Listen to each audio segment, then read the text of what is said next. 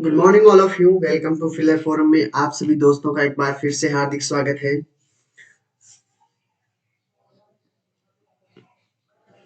Good morning, good morning.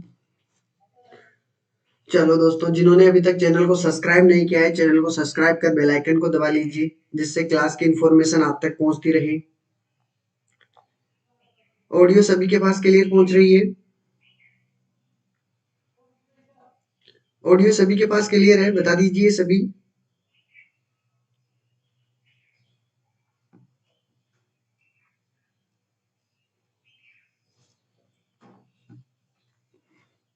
Good morning all of you. Good morning, good morning.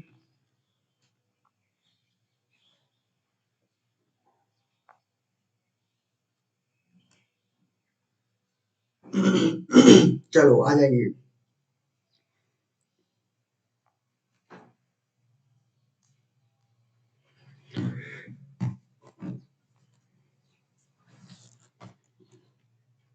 देखिए दोस्तों, जिन्होंने अभी तक टेलीग्राम ग्रुप को ज्वाइन नहीं किया है, टेलीग्राम ग्रुप को ज्वाइन कर लो। ठीक है।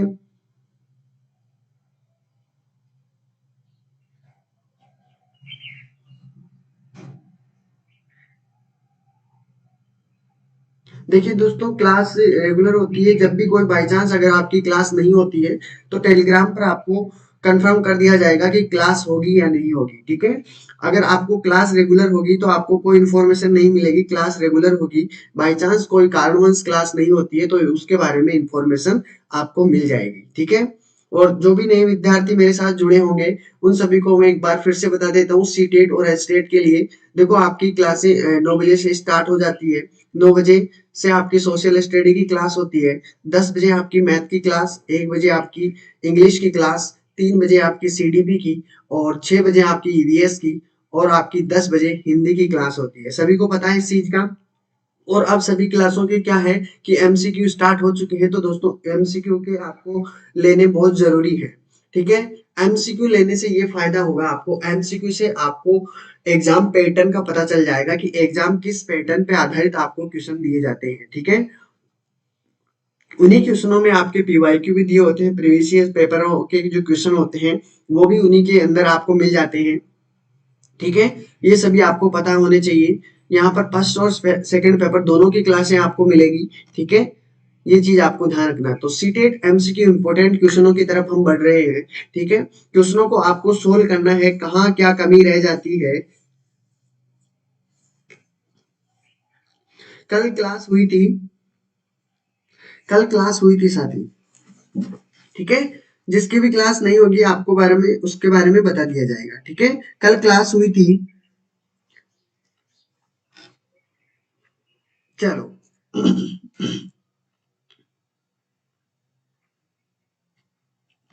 ठीक है। तो देखिए, पहला क्वेश्चन आपके सामने है, सभी के सामने आपके पहला क्वेश्चन है। मैं बता देता हूं जब तक विद्यार्थी आए, आपको भी कोशिश करना है। इसमें कुछ बताया जा रहा है कि एक लंबवर्तीय शंकु का आयतन आपके पास दिया हुआ है। ठीक है। पहले तो आपको ये चीज पता होनी चाहिए कि एक लंबवर्तीय जो शंकु है उसका आपको अगर आयतन पूछता है तो उसका फॉर्मूला क्या होता है वो आपको याद रखना पड़ेगा साथियों। ठीक है। तो आपको याद रखना पड़ेगा एक लंबवर्तीय शंकु का आयतन। तो आयतन का फॉर्मूला क्या होता है मैं आपको बता देता हूं। ठीक है। आयतन का, और जिस किसका भी, लंबवर्तीय आयतन का। ठीक है। लंबवर्तीय शंकु। ठीक है। इसका आयतन अगर पूछता है आपसे, लंबवर्तीय शंकु जानते हो, इस प्रकार का शंकु, शंकु की तरह आकृति होती है उसकी। ठीक है। इसका, तो इसका आयतन का फॉर्मूला होता है 1/3 पाई आर स्क्वायर एच। ठीक है। ये फॉर्मूला होता है, यानी जो आपके पास पाई आर स्क्वायर एच होता है बेलन का। ठीक है। उसका 1/3वां भाग लंबवर्तीय आयतन या शंकु का आयतन मान सकते हो। ठीक है। इसका आपको दिया हुआ है, इसकी वैल्यू आपके पास 642 दी हुई है। ठीक है। आगे देखिए, इसमें क्या कहा गया है। यदि इसकी ऊंचाई आपके पास दी हुई है, एच आपके पास ऊंचाई है और एच आपके पास ऑलरेडी दी हुई है, 12 सेंटीमीटर आपकी ऊंचाई है। ठीक है। उसके आधार का क्षेत्रफल पूछा है, मतलब आधार का क्षेत्रफल ये वर्त है, और वर्त का फॉर्मूला क्या होता है, पाई आर स्क्वायर, यही होता है। बस आपको इसकी वैल्यू निकालनी है, और इससे पहले आपको क्या निकालना पड़ेगा, आर निकालना पड़ेगा। ठीक है। तभी तो आप इसका आंसर दे पाओगे। Good morning everyone, good morning. जय श्री कृष्णा, राधे राधे, जय श्री कृष्णा। चलो, आ जाइए सभी साथी अपने ग्रुप के अंदर क्लासों को शेयर कर दीजिए। ठीक है, चलो अब मैं आपको बस ये चीज बताने वाला हूँ जो आपसे पूछा जा रहा है। अब देखो इसमें जिस किसी को अगर आइडिया भी होगा किस प्रकार से करते हैं तो आपको कोई प्रॉब्लम नहीं होगी। देखो पाई आर स्क्वायर निकालना है हमको, और इसके अंदर हमारे पाई की वैल्यू भी हम हमारे पास दी हुई है। पाई की वैल्यू 22/7 है। अब हमारे पास आर की वैल्यू इसमें नहीं है, तो आर की वैल्यू हम इससे निकाल सकते हैं, क्योंकि देखो हमारे पास पाई की वैल्यू दी हुई है, आर स्क्वायर का मतलब निकालना है, एच आपके पास ऑलरेडी 12 सेंटीमीटर दिया हुआ है, टोटल क्षेत्रफल का मान 462 है। ठीक है, तो आप आसानी से आर की वैल्यू निकाल सकते हो। तो मैं आपको बता देता हूँ, देखिए सोल्व करने के कई तरीके होते हैं। 1/3 रख देता हूँ, पाई की वैल्यू हम इसी प्रकार रख देते हैं, पाई को मतलब 22/7 रख देता हूँ। ठीक है, इनटू आपका आर स्क्वायर की वैल्यू निकालनी है। ठीक है, और एच आपके पास कितनी है, एच आपके पास 12 दी हुई है, इसके टोटल बराबर में आपके 462 है। दिया हुआ है कि नहीं, बिल्कुल दिया हुआ है। अब इसको कैंसिल कर लीजिए, 3 से आपका ये कट जाएगा, 3 चौक 12, 4 बार में ये कैंसिल हो गया। आर स्क्वायर की आपको वैल्यू निकालनी है, तो आप क्या करते हो, 462 आपके पास दिए हुए हैं, नीचे 7 दिया हुआ है, इसको इससे मल्टीप्लाई हो जाएगा, और जो ऊपर वाली संख्या है वो नीचे आ जाएगी, 22/4। ठीक है, अब इसको काट लीजिए, अगर कट रहा है तो देखो कटता है, 2 से कट रहा है। मैं अगर 2 से काटता हूँ, 2 दूनी आपका 4, 2 तिया 6, 2 एकम 2। ठीक है, 2 से काटते हो तो आपके पास 2, ये 11 बार ये 11 हो गया। ठीक है, अगर फिर 11 से काटते हो तो साथियों देखो क्या बनता है, 11 दूनी 22 होता है, एक बचा है 11 एकम 11 होगा। ठीक है, तो ये 11 भी कैंसिल हो गया, आपके पास है 21/7/4, यही है ना। अब देखिए आर स्क्वायर की वैल्यू आपके पास दी हुई है, आर स्क्वायर बराबर 21/7/4, यही दी हुई है। अगर मैं देखो इसका रूट करता हूं, यानी आर की वैल्यू अगर निकालता हूं, तो क्या करना पड़ेगा, इस सारे के क्या करना है, 21/7 आपके पास 4 दिया हुआ है। ठीक है, इस पूरे के रूट है, ये चीज आपको ध्यान रखनी है। अब देखो यहां पर तो क्या हुआ, आपके पास अगर मैं 21 को हटाता हूँ, 21 की जगह मैं लिख देता हूँ 21 के बराबर 7 दूनी 14, 7 तिया 21। सात अगर 21 की जगह मैं 7 तिया 21 लिख सकता हूँ, यानी 7 × 3 × 7। ठीक है, आपके पास वही है। और देखो रूट अगर 4 का रूट होगा तो कितना बन जाएगा, इसका 2 बन जाता है, बन जाता है कि नहीं, तो नीचे तो आपके पास 2 आ जाएगा रूट हटते ही। और ऊपर देखिए 7 आपके पास 2 बार है, एक बार बाहर आ जाएगा। ठीक है, √3 अंदर का इसी प्रकार रह जाएगा। ठीक है, तो आपके पास आर की वैल्यू कितनी हुई, अब यहां पर मैं लिख देता हूं कि आर की वैल्यू आपके पास कितनी है, 7, यहां पर लिखता हूं, यहां पर फिर हम वो आंसर निकाल लेंगे। ठीक है, तो आर की वैल्यू आपके पास कितनी है ये दोस्तों, 7√3/2, यही आई है ना। अब ध्यान रखना आपको पाई आर स्क्वायर की वैल्यू निकालनी है, क्यों, क्योंकि आपसे क्वेश्चन यही पूछा है, और यही पूछा है तो देखो 22/7, अब इसको काटना पीटना नहीं है। ठीक है, ऐसे का ऐसा रख देना जिससे आपको काटने में आसानी रहे। 22/7 तो आपका इसी प्रकार रहेगा। ठीक है, पाई आर स्क्वायर की वैल्यू निकालनी है ना हमको, पाई आर स्क्वायर की वैल्यू, इसलिए देखो मैं यहाँ पर अलग से बना देता हूँ जिसको आपको आसानी रहे, कलर चेंज कर देते हैं जिससे आपको लगे कि हाँ बिल्कुल अलग, इससे आपको कंफ्यूजन ना होने पड़े कि कौन सी चीज कहां पर है।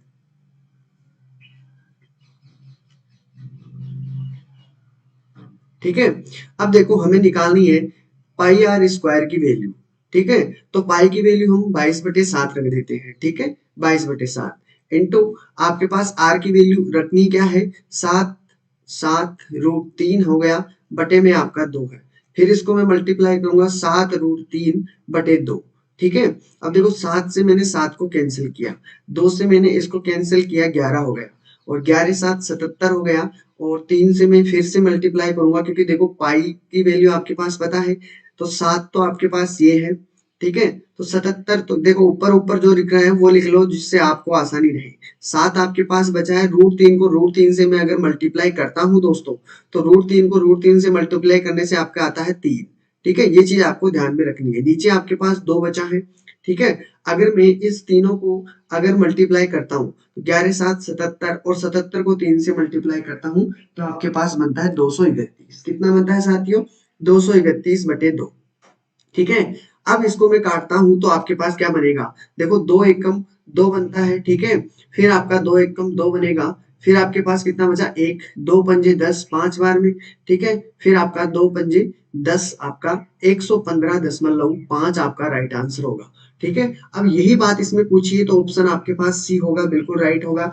देखो कैल आपके पास क्वेश्चन बड़ा है, ठीक है, इजी है, कोई खास बात इसमें अलग से आपको कोई कुछ नहीं कहा गया, आपको बस वन बाय वन स्टेप चलना है, आपका राइट आंसर आ जाएगा। ठीक है, वन बाय स्टेप चलना है, इसमें कोई भी स्टेप आपको चेंज नहीं करना है। पहले आपको जिस चीज के लिए पूछा जाता है वो चीज निकालनी है, उसके बाद में आपको पाई आर स्क्वायर की वैल्यू आपसे पूछी है तो वो आपको बतानी है। ठीक है, अब बता दीजिए इसमें किसी को भी कोई डाउट प्रॉब्लम हो तो। देखो क्वेश्चन इसी प्रकार के आएंगे, अगर आप भागना चाहते हो तो कोई प्रॉब्लम नहीं है मुझे, आपको एग्जाम में पता चल जाएगा कि क्या होगा फिर। ठीक है, तो आपको जैसे भी है क्वेश्चन में अब एक बार समझ में नहीं आए तो उसको दो बार देख लीजिए, आपके पास वीडियो तो पड़ी रहती है। ठीक है, क्वेश्चन आपके पास इसी प्रकार के दिए होंगे, तो इन क्वेश्चनों को ऑलरेडी कंप्लीट करके ही आपको जाना है। ठीक है, ज्योमेट्री में आपको यही क्वेश्चन, इससे मेंसुरेशन के क्वेश्चन इसी में से मिलेंगे आपको। ठीक है, तो ये चीजें आपको पता होनी चाहिए। और 3D आकृति है, कौन सी आकृति है? 3D आकृति। ठीक है, तो चले आगे, अगले क्वेश्चन की तरफ बढ़ते हैं। इसका राइट आंसर आपके सामने हो गया है, सी इसका बिल्कुल करेक्ट आंसर है। अब देखिए अगले वाला क्वेश्चन को, देखो ध्यान से देखने पर आपको क्या मिलेगा, इसमें सबसे पहले जो मिलता है वो आपके पास सेंटीमीटर में दिया हुआ है। ठीक है, किस में दिया हुआ है? सेंटीमीटर में दिया हुआ है, और एक में आपको मीटर दिया हुआ है। एक तो सेंटीमीटर में दिया हुआ है और एक मीटर में दिया हुआ है। ध्यान से देखिएगा क्वेश्चन को।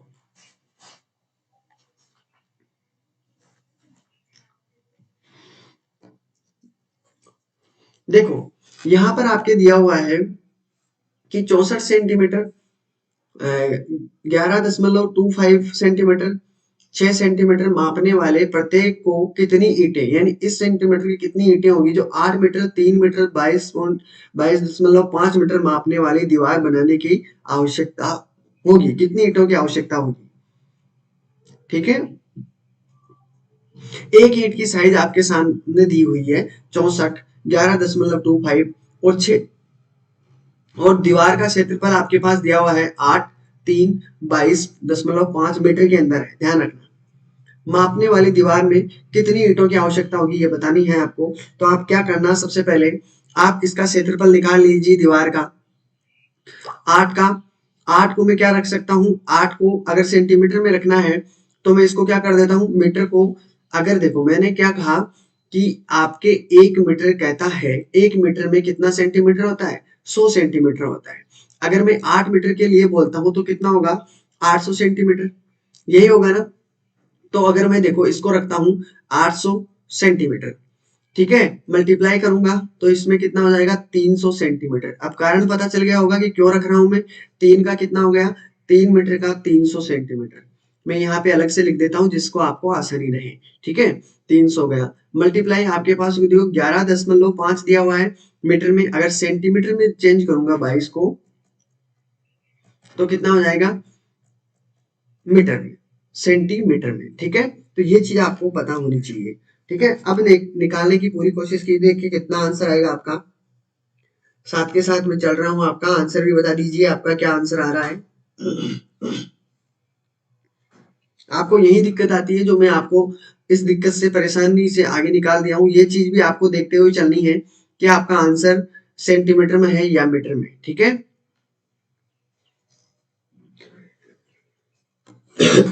अब ये सभी सेंटीमीटर में हो गए। देखो इतना कंफ्यूजन होने की बात नहीं है, बस इसका आयतन दिया हुआ है, यानी इसका क्षेत्रफल दिया हुआ है। पहले बड़े का दीवार का क्षेत्रफल निकालिए। ठीक है, लंबाई गुणा चौड़ाई गुणा ऊंचाई। अब आपको क्या करना है, जो वो एक ईंट का क्षेत्रफल दिया हुआ है उससे डिवाइड कर दीजिए, आपका आंसर आपके पास होगा। ठीक है, देखो मैंने 64 सेंटीमीटर ऊपर नीचे रख दिए हैं। 64 सेंटीमीटर क्यों रखे हैं? क्योंकि ये ऑलरेडी सेंटीमीटर में है, इसलिए मैंने सेंटीमीटर इसी का ऐसी रख दिया है, इसको चेंज नहीं करना है। एक चीज चेंज कर लिया, चाहे मीटर को चेंज कर लो या सेंटीमीटर को, आपको फिर बाद में भी चेंज करना पड़ेगा, इसलिए पहले ही चेंज कर दिया गया। ठीक है, बस इतना सा करना है, जिसको इस जगह प्रॉब्लम नहीं आई है उसका आंसर बिल्कुल सटीक हो जाएगा। ये चीज जिसके समझ में आ गई है उसका आंसर क्लियर होगा दोस्तों। ठीक है, तो देखते हैं इसका आंसर आप सभी के सामने क्या हो रहा है। काट दीजिए अब इसको।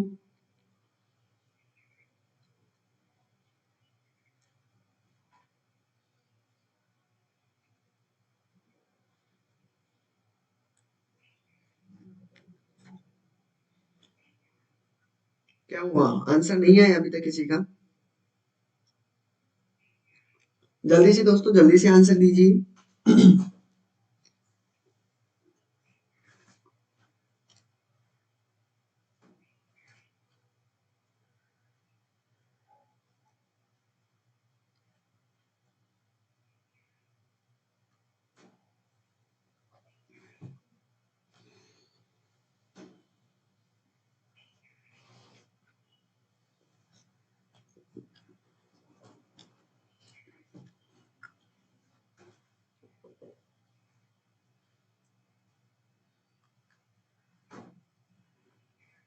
अभी तक किसी का आंसर नहीं आया।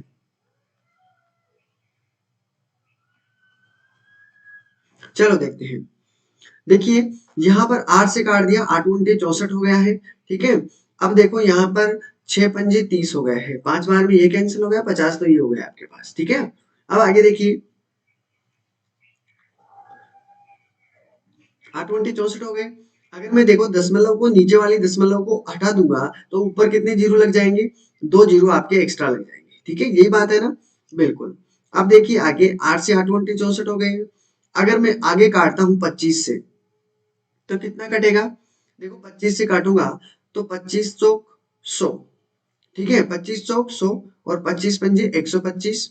और फिर मैं 5 से काटूंगा, 25 घंटे 225 नाम 225। ठीक है, ध्यान रखना, 25 नाम 225 और 3 जीरो आपके पास ये वाले ऐसे का ऐसे। ठीक है, अब देखो 5 9 से काटोगे, 9 एकम 9 और 9 पंजे 45। यही बात हुई ना? 5 से काटोगे, 5 से आपका ये कट गया, ये आपके पास 10। ठीक है, अब नीचे वाले यहां से तो सभी कंप्लीट हो चुके हैं, यहाँ पे 8 बचा है। अब देखते हैं 8 से क्या होता है। अब ऊपर वाली जो संख्या बची है मैं यहाँ पे आराम से लिख देता हूँ नीचे कि ऊपर ऊपर क्या क्या बचा है। देखो आपके पास ऊपर बचा है 3, तो ये जीरो बचे हैं आपके पास। ठीक है, और एक जीरो आपके पास ये वाला बचा है, और 100 आपके पास ये वाला बचा है। ठीक है, और नीचे बचे में बचा है आपके पास 8। ठीक है, अब इसको काट दीजिए, आपका आंसर आ जाएगा। 8 से काटोगे तो 8 एकम 8 हो गया है। फिर आपके पास कितना बचा है? 2। 8 दूनी आपके पास 16 बनता है। ठीक है, बचा कितना? 4 बच गया। 8 पंजे आपके पास 40 बनता है। ठीक है, आपके पास जीरो कितने बचे? 3। तो मैं यहाँ पर 3 जीरो इसी प्रकार लिख देता हूँ। तो आपका आंसर कितना हुआ साथियों? आपके आंसर आपके पास होगा डी ऑप्शन। डी ऑप्शन आपका राइट आंसर होगा। ठीक है, बिल्कुल इसमें कैलकुलेशन है। कैलकुलेशन को पहले मल्टीप्लाई मत करो, आप डिवाइड कर लीजिए। डिवाइड करने से आपका और भी आसान हो जाता है। ठीक है, तो आपको काटना तो आता है होगा सभी को। बिल्कुल कैलकुलेशन तो होगी। देखो जो मेंसुरेशन में अगर आपने 3D पढ़ा है तो उसके अंदर फॉर्मूले हैं, और फॉर्मूले के अंदर आपको काटने पीटने का ही सिस्टम रहेगा। ठीक है, और ये आपके ये भी नहीं है कि फर्स्ट पेपर में है, ये आपके फर्स्ट और सेकंड दोनों में है। ठीक है, ये चीज आपको पता होनी चाहिए। ठीक है, कि अगर आप एक में तो चलो कैसे भी करके हो जाते हैं, लेकिन सेकंड में तो आपके पास प्रश्न बचती है यही। ठीक है, तो आपको करना तो पड़ेगा। ठीक है, मेंसुरेशन इसमें भी है, बिल्कुल कैलकुलेशन होती है। तो आपका राइट आंसर क्या हो गया? आपका पास आपका आंसर डी हो गया। ठीक है, देखो एक बार में अगर समझ में नहीं आती है ये, तो दो बार क्लास को दोबारा से देख लेना, जिससे और भी आपका आसान हो सके। और क्वेश्चन, इन क्वेश्चनों को तो छोड़ना ही मत। ठीक है, मैं आपसे इतना सा कह रहा हूँ कि इन क्वेश्चनों को आप निकाल लेना। ठीक है, दोबारा से इन क्वेश्चनों को निकाल लेना, जिससे आपके और भी आसान हो जाए। चलो अगले क्वेश्चन की तरफ बढ़ते हैं। 3 वाला क्वेश्चन देखिए, एक आयत की लंबाई और चौड़ाई का अनुपात आपसे दिया हुआ है। यदि आयत का परिमाप आपको 18 सेमी दिया हुआ है, तो विकर्ण की लंबाई पूछिए। इसका आंसर कोई देगा?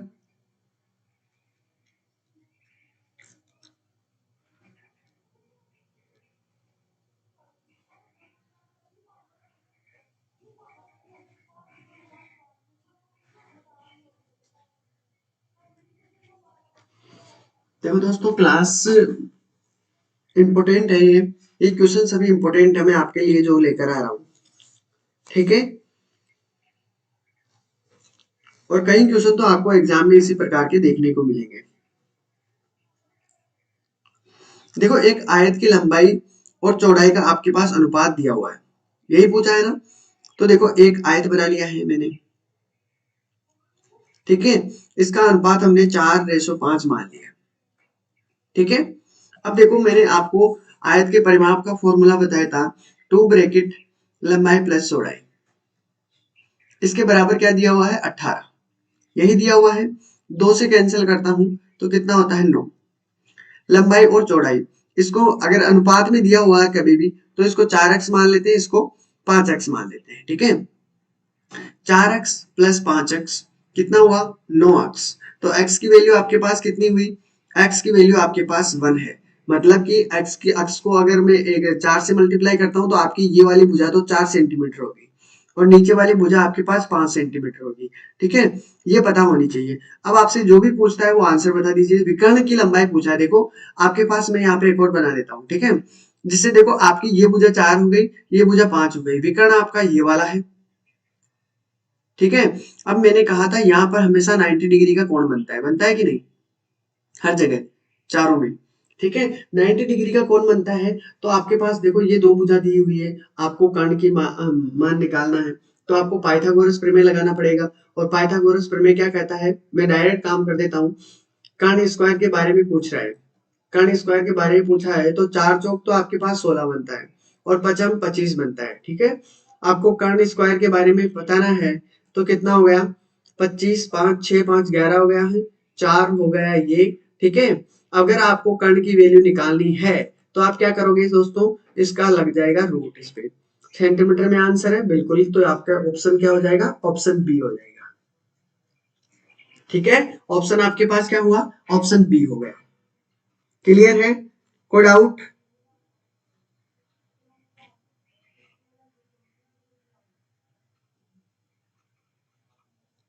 डाउट हो तो पूछ लीजिए। चलिए अगले क्वेश्चन की तरफ।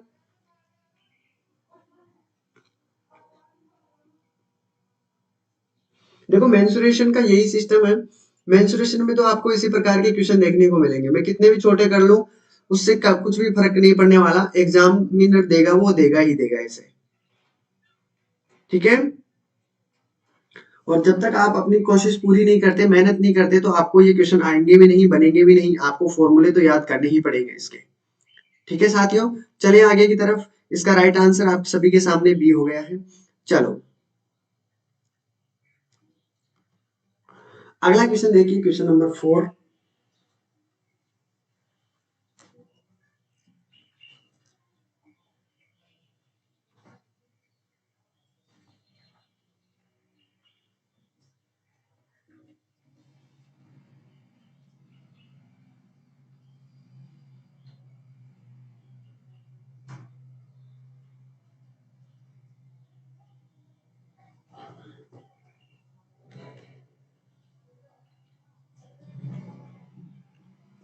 देखियो साथी, मैंने आपको पहले कहा था जब क्वेश्चन मैं बताता हूँ उस वक्त आप पूछा करो।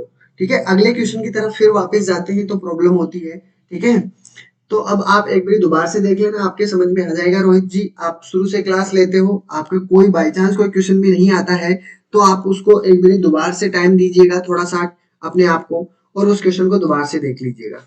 ठीक है, आप शुरू से क्लास लेते हो, आपके कोई प्रॉब्लम नहीं रहेगी, एक बार और देख लीजिएगा समझ जाओगे आप। ठीक है, बिल्कुल आप समझ जाओगे। इसके आंसर आ रहे हैं आपके पास, क्या आंसर आए, सी आंसर की तरफ आ रहा है फिर। ठीक है,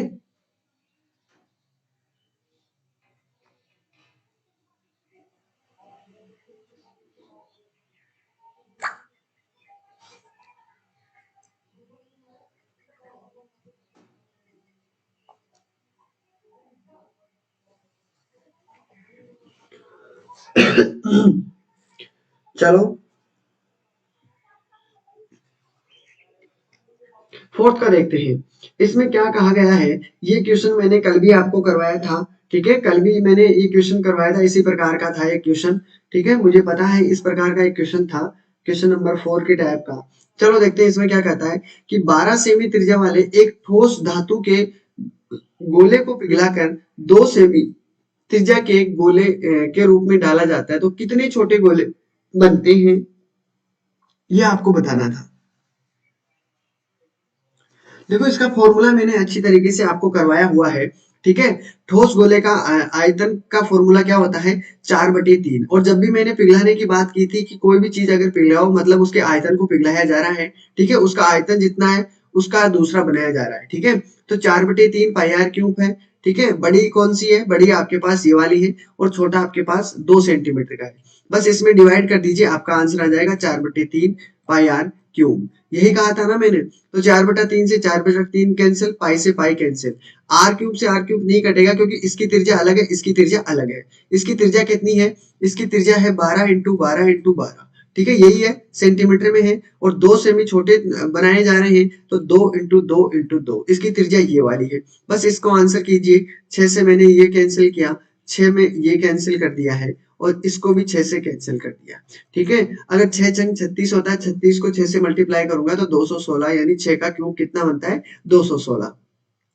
तो आपका आंसर सभी के सामने क्या होगा, 216। इसका ऑप्शन सी होगा। ठीक है, बहुत इजी था। अगर जिसके कल भी मैंने ये क्वेश्चन करवाए थे। ठीक है, इंपॉर्टेंट क्वेश्चन है, आप इनका पीडीएफ मिल जाएगी। ठीक है, आपको क्या करना है, इन क्वेश्चनों को क्या करना है, दोबारा से निकाल के देखना है। आंसर आपके सामने नहीं होना चाहिए। ठीक है, आंसर नहीं होना चाहिए आपके सामने, बस आपको निकालना है। देखिए आए कैसे। ठीक है, प्रैक्टिस तो करना है इन क्वेश्चनों की। अगर प्रैक्टिस नहीं करोगे इन क्वेश्चनों की तो अगर इनमें से भी कोई क्वेश्चन आ गया तो आपको प्रॉब्लम होगी। ठीक है, बताने के बाद भी। और सबसे ज्यादा दुख तब होता है जब बताने के बाद भी आप नहीं कर पाते हो, तब जाके सोचते हो कि सर कस काश पढ़ लेते हम उसी चीज उसको उस वक्त। ठीक है, तो कोई दिक्कत नहीं आती। अब देखिए 50 सेमी परिमाप वाले एक आयत की भुजाओं को अनुपात आपसे दिया हुआ है। यानी एक 50 सेमी परिमाप है किसी आपके पास आयत का। एक आयत बना दिया है मैंने, इसका क्वेश्चन आप ही करोगे। मैं आपको बस थोड़ी सी हिंट दे देता हूँ। ठीक है, परिमाप आपके पास दिया हुआ है क्योंकि मैंने अभी आपको ये क्वेश्चन निकाल के आए हैं।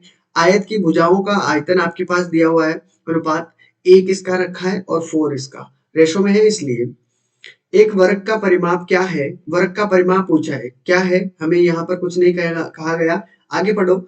जिसका क्षेत्रफल, यानी जो वर्ग का परिमाप है, वर्ग का परिमाप भुजा स्क्वायर।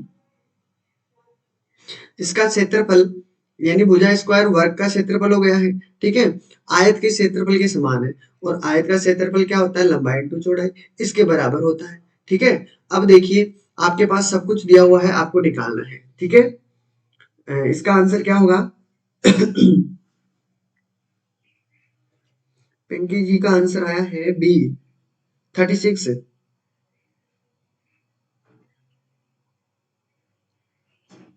देखो आंसर सभी को देना है, जैसा भी आपका हो। निकालने की प्रैक्टिस कीजिए। अगर आप यहाँ प्रैक्टिस करोगे तो आपका 1 घंटा तो ये कवर हो जाएगा, मतलब आपने 1 घंटा तो अच्छी तरीके से क्लियर कर लिया है, पढ़ लिया है। ठीक है, साथ में पेन कॉपी रखा करो। जो भी प्रॉब्लम आए तो फिर आप पूछने की कोशिश करो। आप निकालोगे नहीं तो पूछोगे कैसे।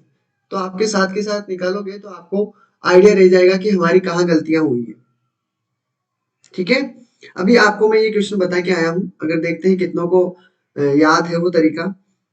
40 आया है, ज्योति जी का 40 आंसर आया है।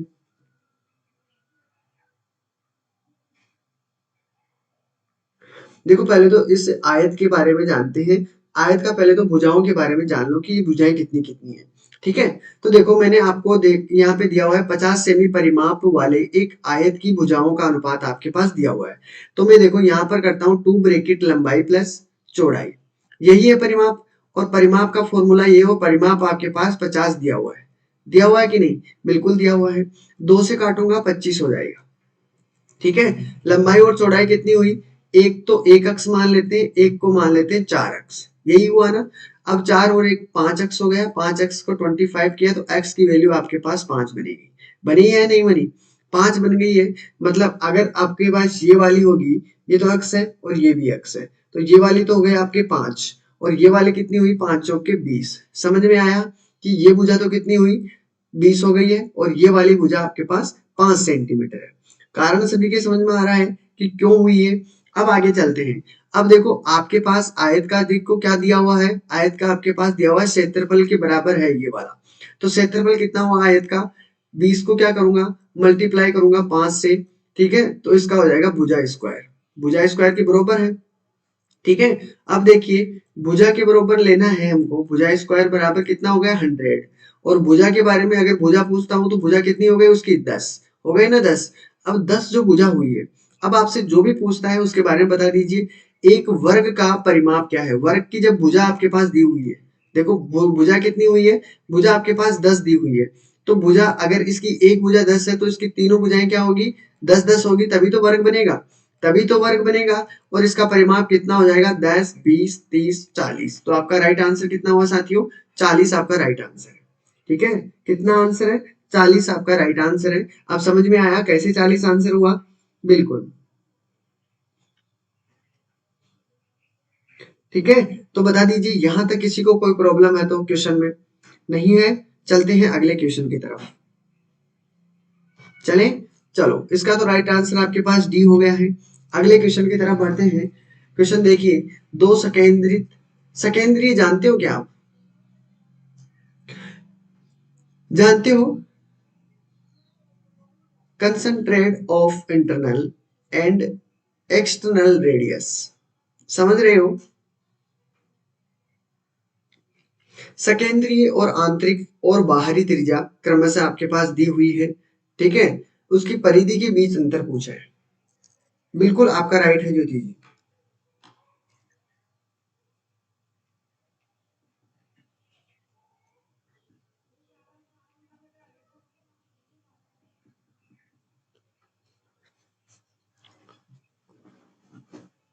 देखो जैसा भी क्वेश्चन हो आपको निकालना पड़ेगा, अगर आप ऐसे ही निकालते रहोगे तो आपको मैं, हाँ बिल्कुल एक ही सेंटर होता है, बिल्कुल एक ही केंद्र होता है, वही होता है सकेंद्रीय।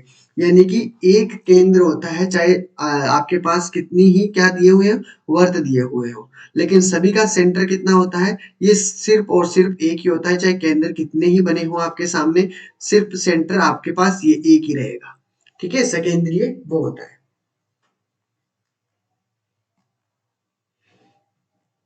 चलो इसका आंसर दीजिए, देखिए कितनों का आंसर सही होगा, ये पूछा है वो आया है कि नहीं आएगा आपसे।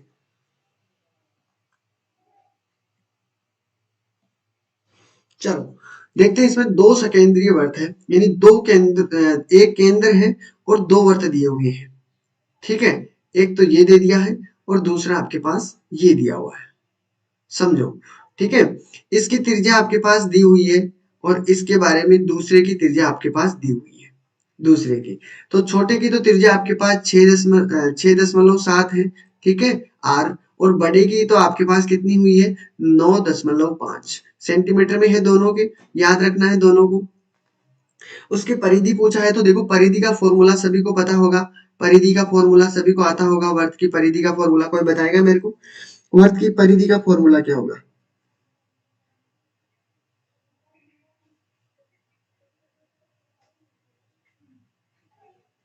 आंसर देना है।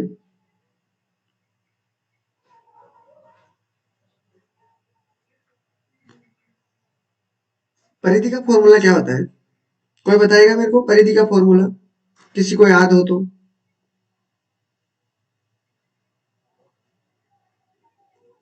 याद है किसी को,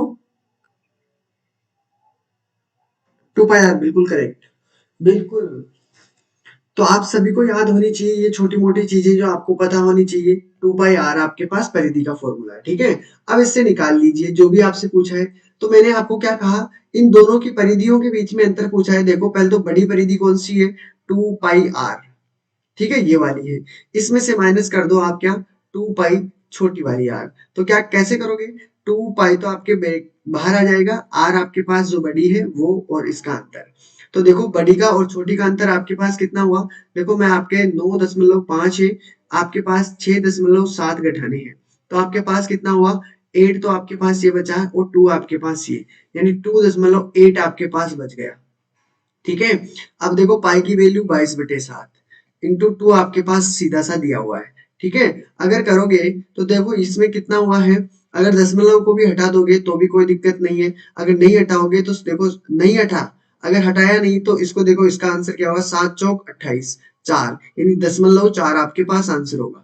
ठीक है, अगर मैं 22 चौक कितना हो जाएगा आपके पास, यानी यहाँ पे तो होगा 22 दूनी 44, और 44 को मैं अगर मल्टीप्लाई करता हूँ 0.4 से, तो आपके पास कितना होगा, 17.6 आपका राइट आंसर होगा।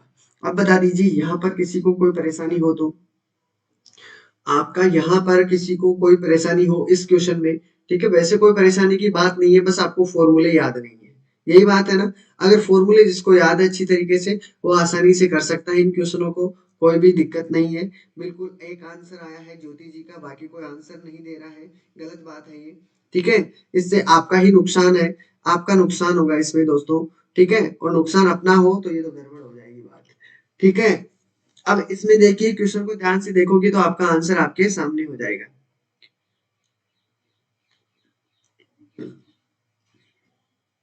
अच्छी तरीके से HCF LCM तो कंप्लीट है ना आपका, वो अगर HCF LCM कंप्लीट है तो आपके इसमें कोई दिक्कत नहीं होगी साथियों, इसमें किसी को भी कोई परेशानी नहीं होगी अगर जिसको भी HCF LCM कंप्लीट है।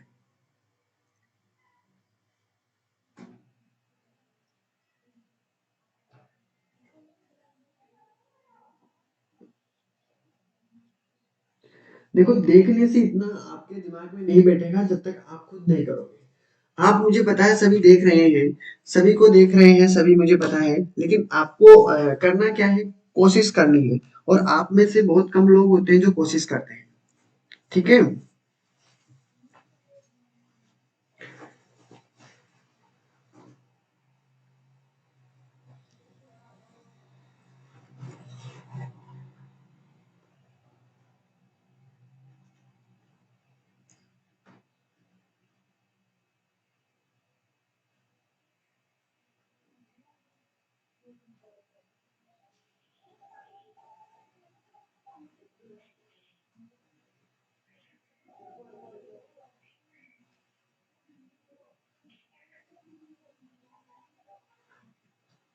ज्योति जी का आंसर आया है, सिर्फ और सिर्फ देखते हैं।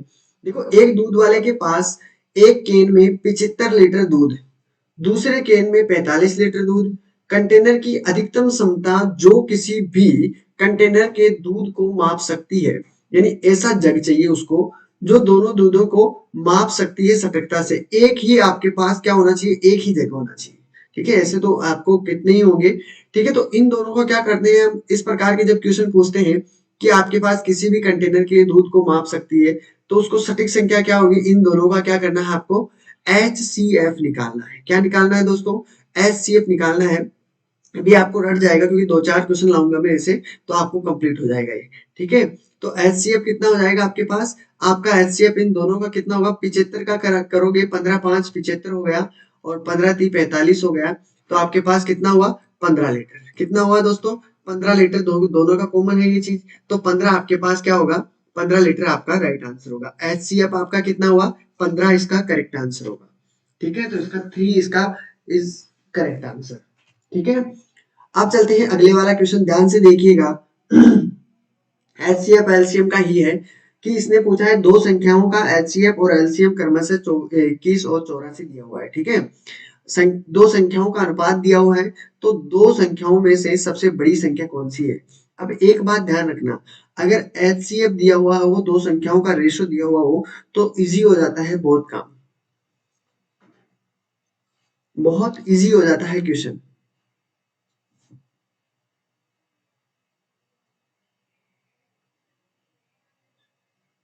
बिल्कुल, अधिकतम पूछे तो क्या करना है, HCF, और न्यूनतम पूछे तो LCM। बिल्कुल,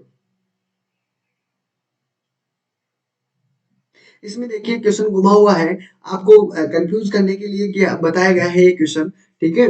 इसमें कोई भी नहीं, बात इतनी हार्ड नहीं है, बहुत इजी है। अगर आपके एक चीज पकड़ में आ गई है तो आप इसका आंसर आसानी से दे दोगे, कोई भी दिक्कत नहीं होगी।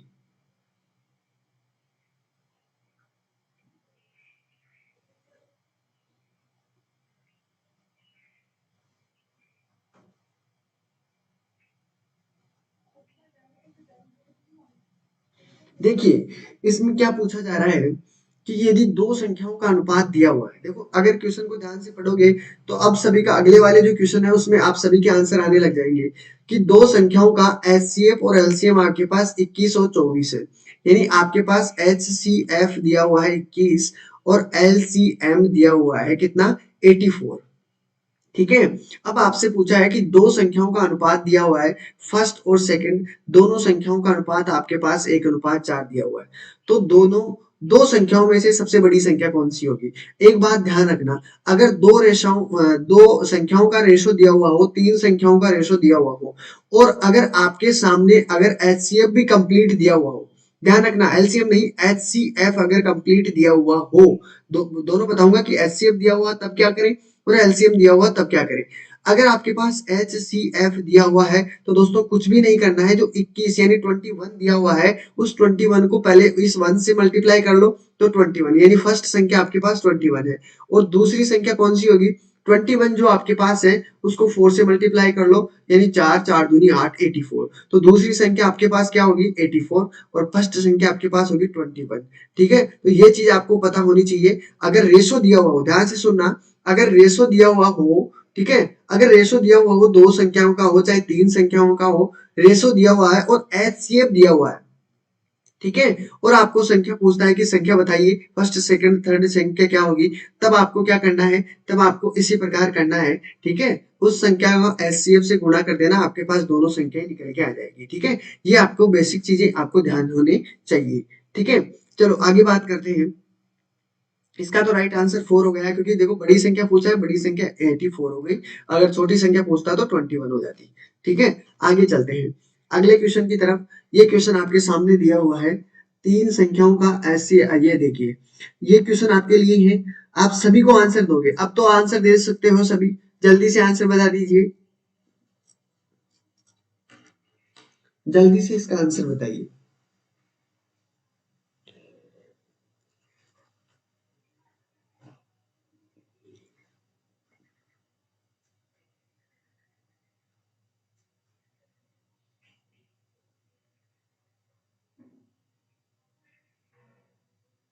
हाँ बिल्कुल, एक्स मानकर भी कर सकते हो, बिल्कुल कर सकते हो, बिल्कुल ज्योति जी कर सकते हो, बिल्कुल सही है, आप कर सकते हो इस प्रकार से भी, आंसर वही होगा। लेकिन मैं तो सीधा बताया हूँ आपको, सीधा उसी से। ठीक है, बेसिक से करोगे तो यही तरीका होगा आप वाला ही, बेसिक से करोगे ना तो वही तरीका होगा। ठीक है, लेकिन बेसिक से जब आपके सीधा ही मिलेगा तो आपको करने की जरूरत नहीं पड़ेगी, सीधा कर देना। अब देखो यही क्वेश्चन है, बेसिक से करने लग जाओगे तो आपको पहले एलसीएम का एचसीएफ निकालना होगा, एलसीएम होगा तब। ठीक है, हाँ बिल्कुल। तो अब सभी को तो पता चल गया होगा, बिल्कुल सभी का अब आंसर आ रहा है, इसी प्रकार आंसर आए तो मजा आए थोड़ा। ठीक है, तो आपको निकालोगे तो आपकी भी प्रैक्टिस होगी और सब बताओगे तो आपका प्रॉब्लम भी ज्यादा सोल्व होगी। ठीक है, अब देखिए, इसने मैंने अभी आपको कहा कि एचसीएफ आपके सामने दिया हुआ है, और तीन हो चाहे चार हो संख्याओं का आपके पास अनुपात भी दिया हुआ है, तो क्या करोगे, देखो 1 दिया हुआ है, रेशो 2 दिया हुआ है और 3 दिया हुआ है। एचसीएफ जो 12 है उसको मल्टीप्लाई कर लो, पहले 12 से करोगे 12 हो गया, इसको 12 से करोगे 12 दूनी 24 होता है, इसको 12 से करोगे तो 12 तिया 36 होता है, और आपके पास देखो किस ऑप्शन में है, 12 24 36, तो आपका राइट आंसर क्या हो जाएगा, ए बिल्कुल करेक्ट आंसर होगा। ठीक है, तो इस प्रकार से आपको क्वेश्चन पूछे तो आप इस प्रकार से आसानी से आंसर दे सकते हो। ठीक है, तो इसका राइट आंसर 1 हो जाएगा। अब ध्यान रखना, क्वेश्चन नंबर 10 की तरफ चल रहे हैं, दो संख्याओं का अनुपात आपके पास दिया हुआ है, एचसीएफ आपके पास दिया हुआ है और एलसीएम निकालना है। अब किसी को भी ये चीजें छोड़नी नहीं है, सभी को आंसर देना है। अब तो अभी को पहले चार आंसर दिए थे, अब सभी को देना है, जितने भी लाइव हो सभी को आंसर देना है इसका। ठीक है साथियों, सभी को आंसर देना है, जैसा भी आपका आंसर हो। ठीक है, जल्दी से आंसर बता दीजिए, क्या आंसर होगा इसका। बिल्कुल, टाइम भी बचत होगी आपकी।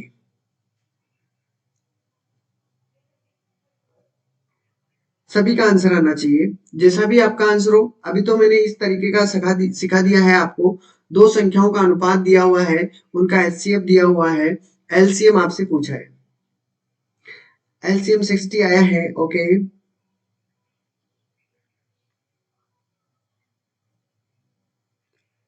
ए आंसर भी आया है, बी भी आंसर आया है।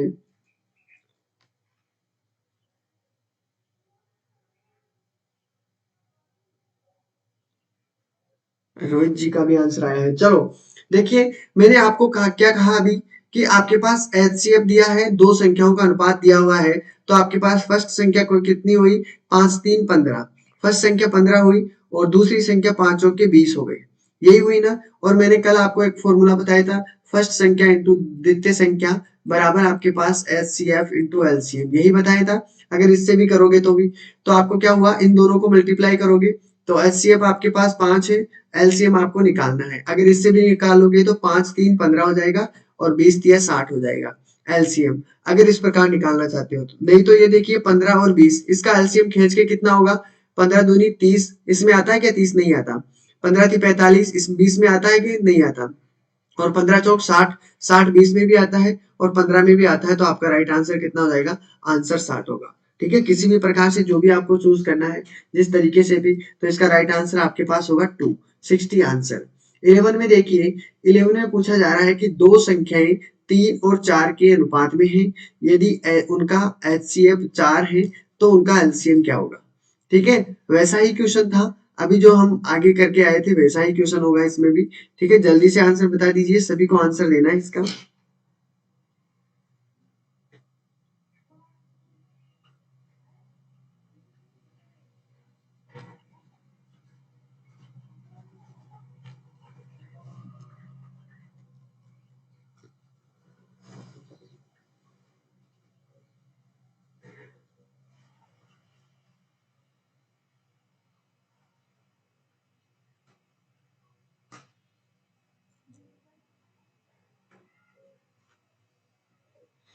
48 की तरफ आंसर आया है।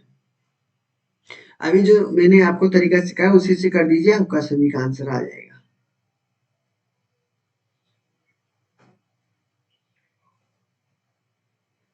ए आंसर आ रहा है, ज्योति जी का आया है, पिंकी जी का भी आंसर ए आया है, रोहित जी का नहीं आया है, नहीं स्वाति जी का आंसर आया है।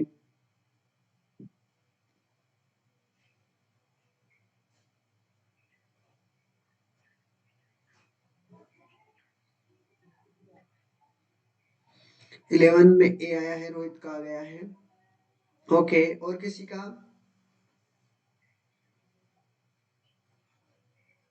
चलो देखते हैं, ए आ रहा है, बिल्कुल सही, इसी तरीके से आएगा। देखिए, बिल्कुल ये आपका तरीका सबसे बेस्ट रहेगा। देखो 4 से किया मैंने, 4 3 12 हो गया, एक संख्या आपके पास 12 हो गई, और 4 चौक 16, दूसरी संख्या आपके पास कितना हुआ, 16 हुआ। अब देखो एचसीएफ तो कोई बात नहीं है, एलसीएम निकालना है, तो एलसीएम में देखो सबसे पहले क्या करना है, 12 में देखो 12 दूनी 24 आता है। अब 24 में देखो 16 में नहीं आता, लेकिन तो 12 तिया 36, क्या 16 की टेबल में 36 आता है, नहीं आता है, तो 36 से भी नहीं होगा। 12 चौक 48, क्या 48 16 की टेबल में आता है, बिल्कुल आता है, तो 48 ही आपका क्या बनेगा, आंसर बनेगा।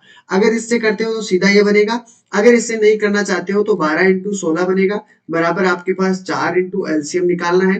ठीक है, इससे निकल जाएगा, 4 चौक 16 हो गया और 12 चौक 48, तो आपके एलसीएम भी वो भी क्या होंगे, 48 ही होंगे। ठीक है, तो ये दोनों तरीके आपके लिए हैं, जो भी आपको बेस्ट लगे, दोनों से किसी से भी आप कर सकते हो। ठीक है, 12 क्वेश्चन नंबर 12 देखिए, इसमें क्या कहा जा रहा है कि दो संख्याओं का एलसीएम 48 है। ठीक है, संख्याएं 2:3 के अनुपात में है, संख्याओं का योग आपके पास पूछा है, दो संख्याओं का योग पूछा है। अब आपको मैं एक चीज और बता देता हूँ, पहले मैं इस क्वेश्चन को मैं आपको बता देता हूँ, जिससे आपका और भी ट्रिक के अकॉर्डिंग बताता हूँ आपको। पहले इतनी टाइम तो हमारे पास कितना आ रहा था, एच सी एफ आ रहा था, लेकिन अब उस बंदे ने घुमा के क्या कर दिया है, एलसीएम कर दिया है। और बाकी आपको दो संख्याओं का अनुपात भी दे दिया है, अब दो संख्याओं के योग के बारे में पूछा है। तो अब एक बात ध्यान रखना, क्या करना है, देखो आपके पास जो 2 दिया हुआ है, 2 × 3, यानी दोनों संख्याओं को क्या करना है, मल्टीप्लाई करना है, और इंटू आपके पास x रख देना है। कोई भी जो भी आपके पास संख्या हो, दोनों को मल्टीप्लाई करके x रख देना, वो किसके बराबर आएगी संख्या, 48 के बराबर आएगी, 48 के बराबर आएगी, ध्यान रखना है इस चीज का। ठीक है, अब भी हम एक दो क्वेश्चन और करेंगे, जिससे और भी आसान हो जाएगा। क्या किया मैंने अगर आपके पास एच सी एफ दिया होता तो आसान हो जाता काम। ठीक है, लेकिन अब देखिए, यहाँ पर दो संख्याओं का एलसीएम दिया हुआ है, और एलसीएम जब भी होगा तो दो संख्याओं का रेशो दिया हुआ ना आपसे, तो क्या करोगे, 2 और 3 आपके पास दिया हुआ है, 2 और 3 को मल्टीप्लाई कर लिया, और x को मान लेते हैं x को, ठीक है, 48 के बराबर आएगा। ठीक है, x की वैल्यू निकालने के लिए हम क्या करते हैं, x की 3 दूनी 6 होता है कि नहीं, 6 हो गया, और 6 से काटोगे तो 6 छंग 36, 6 7 42, 6 8 48, कितना होता है, 48 होता है, 6 8 48, यानी x की वैल्यू आपके पास कितनी आई है, 8 आई है। अब एक बात ध्यान रखना, x की वैल्यू आपके पास 8 आ गई है, तो अब क्या करना है, 2 को अगर मैं 8 से मल्टीप्लाई करूंगा तो एक संख्या आपके पास कितनी हो जाएगी, 16। ठीक है। हाँ, और दूसरी संख्या आपके पास कितनी हो जाएगी, दूसरी संख्या है 3, इसको अगर 8 से मल्टीप्लाई करूंगा तो 8 या 24 होता है। ठीक है, तो अब ये तो संख्या आपके पास है, दोनों संख्याएं आपके पास पूछा क्या है, संख्याओं का योग पूछा है, दोनों को ऐड कर दीजिए, आपका आंसर हो जाएगा 6 4 आपके पास 10 बनेगा, और 2 आपके पास 4, यानी कि आपका आंसर कितना होगा, 40 आपका करेक्ट आंसर होगा। कितना आंसर होगा करेक्ट, 40 आपके पास करेक्ट आंसर होगा, 40 सॉरी 40 नहीं, 6 4 आपके, हाँ बिल्कुल 6 4 आपके 10 हुआ है, हाँ बिल्कुल 40 आंसर होगा। सही है, सभी का क्लियर है, क्लियर है सभी का ये चीज। अब देखो, अगर ये चीज आपके समझ में आई है तो अगला क्वेश्चन भी इसी टाइप का होगा। इतना टाइम तो हमारे पास एलसीएम दिया हुआ था, एलसीएम आपका क्लियर हो गया था। अब एलसीएम भी आपका क्लियर हो गया कि एलसीएम अगर दिया हुआ हो, रेशो दिया हुआ हो, तो हम दो संख्याओं का वैल्यू किस प्रकार निकालते हैं। ठीक है, चलो देखते हैं अगला क्वेश्चन। इसका राइट आंसर आपके पास सभी के पास 3 है, बिल्कुल। अब इस क्वेश्चन को ध्यान से देखिएगा और आंसर आप लोग कीजिएगा, जैसे मैंने अभी आपको सिखाया है वैसे ही आपको करना है। ठीक है, अगर ये तरीका आपको समझ में आ गया है तो एचसीएम से जो भी क्वेश्चन होंगे आप उसको आसानी से कर पाओगे। ठीक है, तो जल्दी से आंसर बता दीजिए।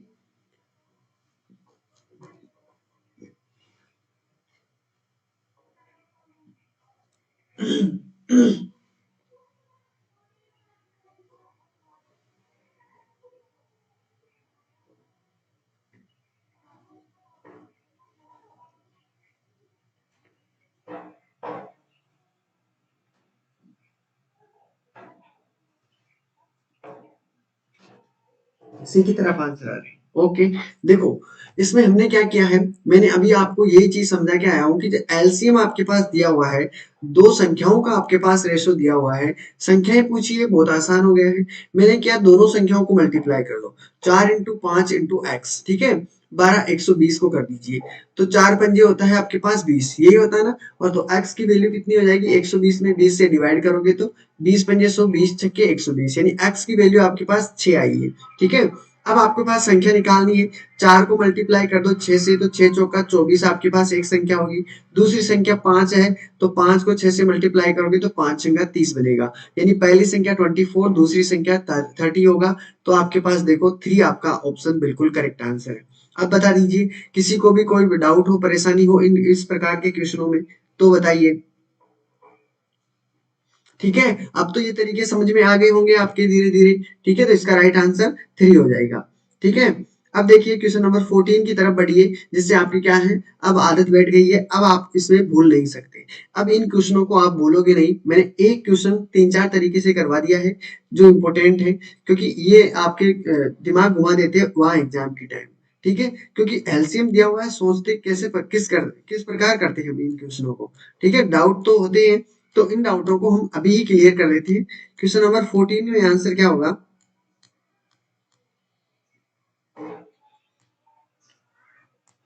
देखिए दोस्तों, जिन्होंने अभी तक लाइक नहीं किया है क्लास को लाइक और कीजिए, लाइक और शेयर कर दीजिए, जिन्होंने नहीं किया है लाइक शेयर कर दीजिए क्लास को। ठीक है, कंटेंट अच्छा लग रहा हो, एग्जाम की दृष्टि से इंपॉर्टेंट है ये सभी। ठीक है, 45 आंसर आया है। ठीक है, सबसे पहले ज्योति जी का आंसर आया 45। चलो देखते हैं इसका आंसर, पिंकी जी का भी आंसर सी की तरफ बढ़ रहा है, सी आंसर आया है। ओके,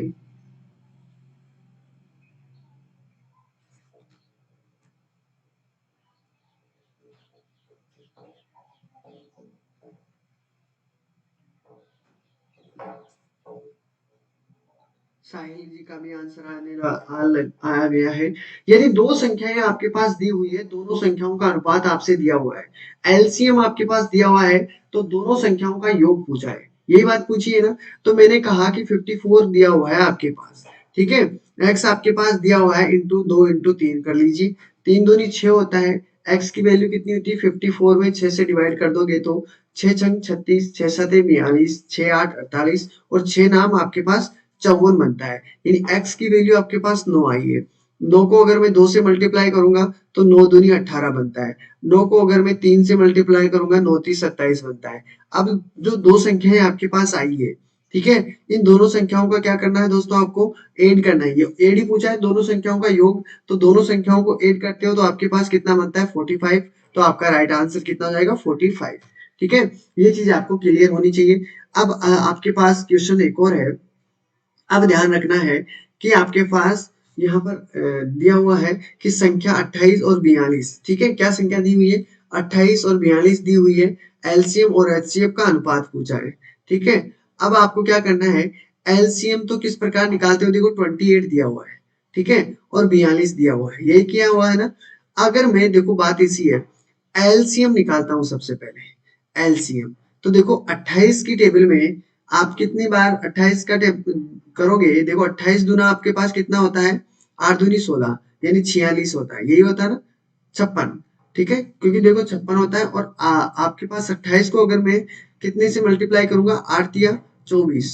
ठीक है, अगर मैं 3 से मल्टीप्लाई करूंगा तो आपके पास कितना बनता है 84 बनता है कि नहीं।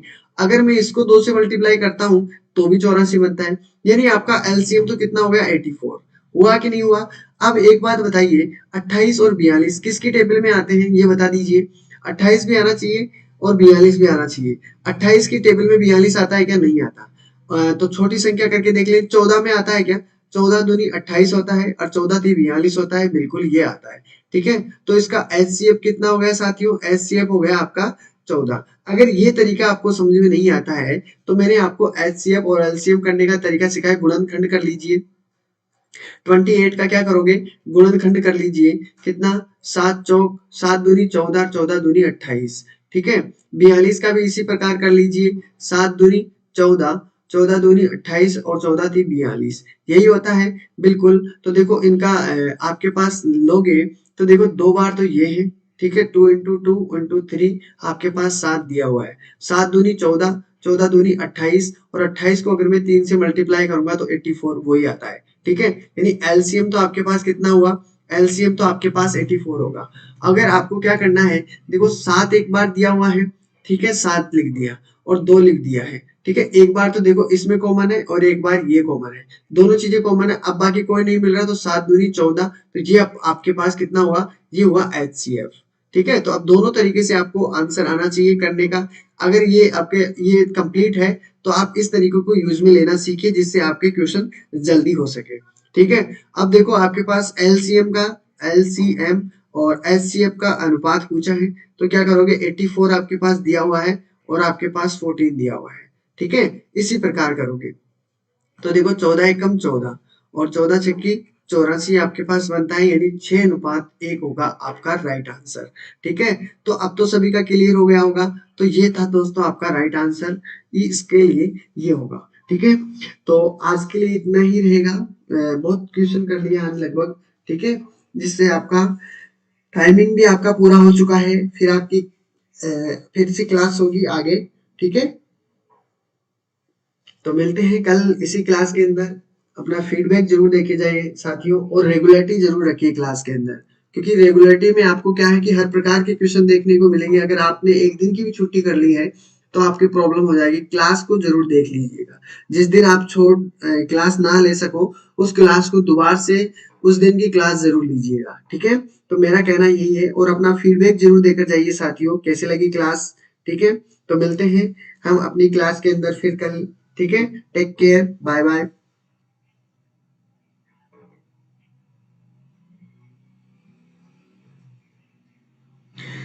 पेडालॉजी के क्वेश्चन आप कर लीजिए, आंसर मैंने आपको बता दिए हैं ऑलरेडी, मैंने देख लिए थे उनको। ठीक है,